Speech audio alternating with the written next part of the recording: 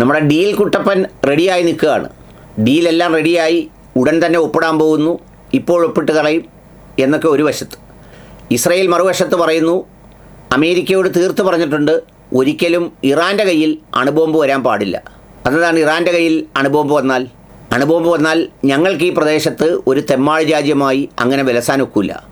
അങ്ങനെ വിലസിയാൽ അത് വലിയ തടസ്സങ്ങളുണ്ടാവും. അപ്പോൾ അതുകൊണ്ട് അത് ഒരു പ്രധാനപ്പെട്ട കാര്യം.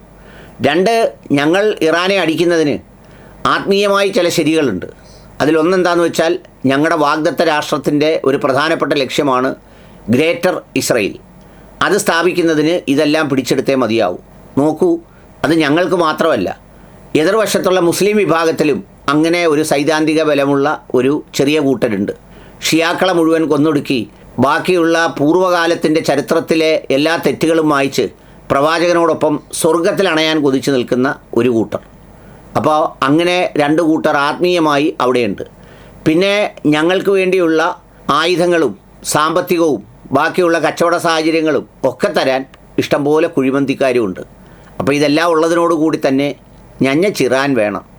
അതാണ് അവരുടെ വാദം.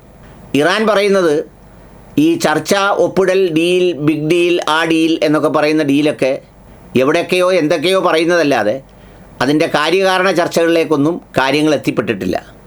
അങ്ങനെ അമേരിക്ക പറയുന്നത് പോലെ ഒരു ഏകപക്ഷീയമായ കരാറുമായിരിക്കില്ല ഉണ്ടാകാൻ പോകുന്നത്. രസകരമായൊരു കാര്യം, 44 സെക്കൻഡുള്ള ഒരു ക്ലിപ്പ് ഒരാളെനിക്ക് അയച്ചു തന്നു. അതിൽ 39 തവണ നമ്മുടെ ട്രംപ് മച്ചമ്പി deal, big deal, close deal, you deal, I deal എന്നൊക്കെ പറയുന്നുണ്ട്. കേൾക്കാം ആ ഡീൽ പ്രയോഗങ്ങൾ. Major points of agreement. They want to make a deal, and we are very willing to make a deal. Well, I think we're going to end it. I can't tell you for sure. Well, they want to make a deal so badly.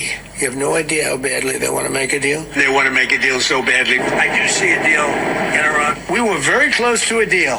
I think it's close to over. Yeah, I mean, I view it as very close to over. It's looking very good that we're going to make a deal with Iran, and it's going to be a good deal. This process should go very quickly. We're going to end that war very quickly. They want to make a deal so badly. We think we're close to a deal, and that's okay. We're in the final throes of what will be a very, very good deal.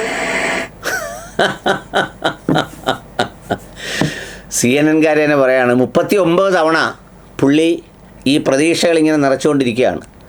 ഇപ്പോൾ പുള്ളിക്ക് എന്താണ്, അവിടുത്തെ ഭരണകൂടത്തെ സ്ഥാപിക്കേണ്ട, അവിടുത്തെ എണ്ണ അടിച്ചുകൊണ്ട് വരേണ്ട, അത്തരം ആഗ്രഹങ്ങളെല്ലാം പുള്ളിക്ക് വിട്ടു. പുള്ളിക്ക് എത്രയും പെട്ടെന്ന് ഒരു ഡീൽ ഉണ്ടാക്കാൻ ഇങ്ങനെ മുട്ടി നിൽക്കുകയാണ് നമ്മുടെ ഡീല് കുട്ടൻ. എന്തായാലും എന്ത് ഡീലായാലും സമാധാനം ഉണ്ടാകുന്നത് വലിയ സന്തോഷമാണ്. പിന്നെ നമ്മുടെ ഡീല് കുട്ടപ്പൻ്റെ ഡീല് കേൾക്കുമ്പോൾ ഒരു തമാശയും.